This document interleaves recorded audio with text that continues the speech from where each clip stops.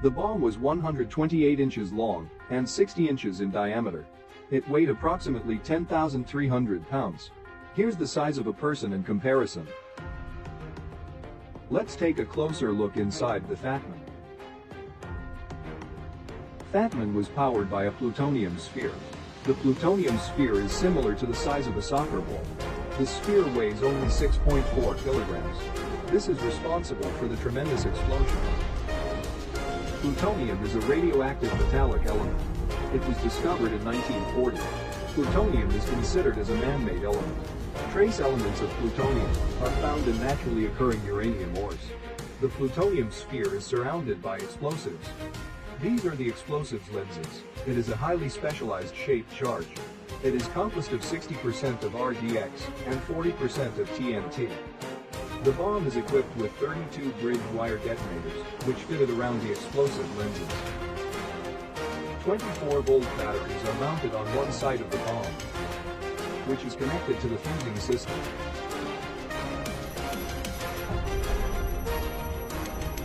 On the early morning of 9 August 1945, the Boeing B-29 Superfortress takes off from Tinian in Fat Man. The bomber's primary target was the city of Kokura.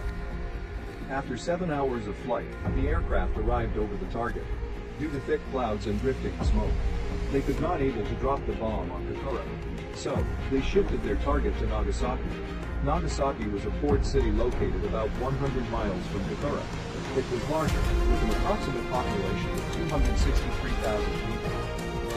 At an altitude of about 17,000 feet, the Fat Man was dropped over the city of Nagasaki. 47 seconds later, the Fat Man reached an altitude of about 1,600 feet. The Archie radar antenna emitting and reflecting the signal to the ground. These signals are used to detect the detonation altitude. The radar altimeters were used to reliably detect final altitude. When the altimeters sensed the correct height, then the 32 exploding bridge wire detonators simultaneously releasing electrical sparks. Due to this electrical spark, all of the explosives would go off simultaneously.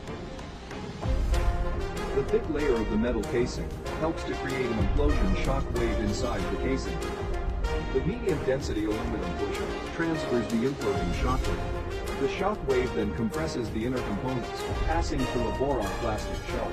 Then the shock wave transfers to a natural uranium tamper, and the sphere of plutonium would be compressed. In the middle of plutonium, two elements are called polonium and beryllium. Due to the compression, the two metals mix them together, and thereby releasing a burst of neutrons. Approximately 10 milliseconds later, the nuclear chain reaction occurred. One atom of plutonium is hit by a neutron. It splits into two, releasing energy, and it produces two neutrons, each of which goes on to react or split other atoms of plutonium. The Fat Man exploded at an altitude of about 1,600 feet. If it exploded on the ground, the result of the explosion will be relatively low. The bomb detonated with the same force of 21 kilotons of TNT.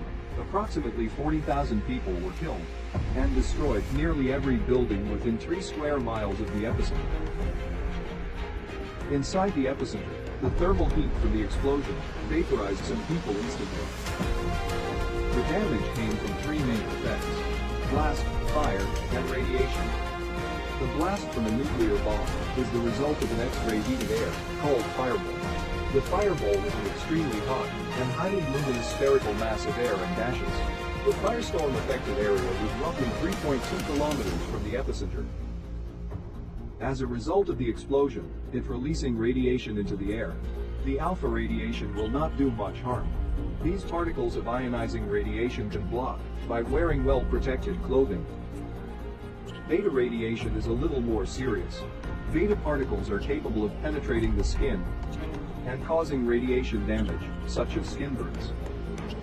Gamma radiation is more dangerous than others. It has so much penetrating power. Gamma rays can pass completely through the human body. It can also result in long-term health effects, such as cancer, cardiovascular disease, and gene mutation. It causes